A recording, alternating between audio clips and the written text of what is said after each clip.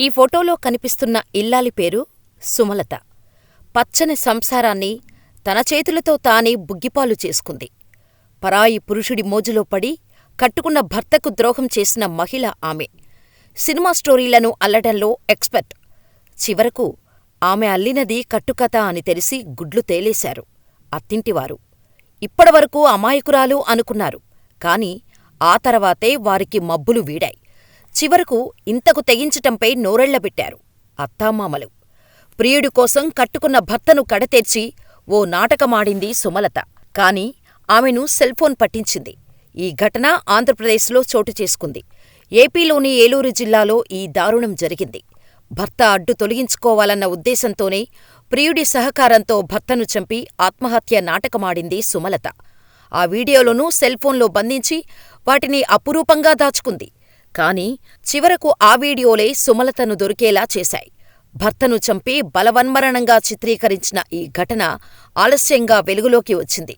పోలీసులు తెలిపిన వివరాలు ఇలా ఉన్నాయి. లింగంపాలెం మండలం వేములపల్లి గ్రామానికి చెందిన చెట్టుమాల ఆశీర్వాదం జేసీబీ డ్రైవర్గా పనిచేస్తూ కుటుంబాన్ని పోషిస్తున్నాడు. అతడికి అందమైన భార్య ఉంది. ఆమె పేరే సుమలత. ఆమె దారితప్పింది. గత కొంతకాలంగా నాగరాజు అనే వ్యక్తితో వివాహేతర సంబంధం కొనసాగిస్తోంది. ఈ విషయం భర్తకు సూచాయిగా తెలిసింది. అతడు అడ్డు తొలగించుకోవాలనుకుంది సుమలత. ఈ క్రమంలో ఈ నెల 1న రాత్రి భర్త నిద్రిస్తుండగా ప్రియుడితో కలిసి అతడి మెడకు వైరు బిగించి హత్య చేసింది. ఆ తర్వాత ఏమీ ఎరగనట్టుగా అత్తమామలను నిద్రలేపి భర్త ఆత్మహత్య చేసుకున్నాడని నమ్మించింది. తనకు అన్యాయం చేసి వెళ్ళిపోయాడంటూ ముసలి కన్నీరు కార్చింది. ఆమె మాటలు నిజమని నమ్మిన అత్తామామలు పోలీసులను ఆశ్రయించకుండా అతడి మృతదేహానికి దహన సంస్కారాలు నిర్వహించారు. అయితే ఇటీవల సుమలత భర్తను చంపుతుండగా తీసిన కొన్ని వీడియోలు ఆమె మొబైల్లో ఉన్నట్టు గుర్తించారు కుటుంబ సభ్యులు. ఆమెను ఈ విషయంపై నిలదీయటంతో అసలు విషయం వెలుగులోకి వచ్చింది.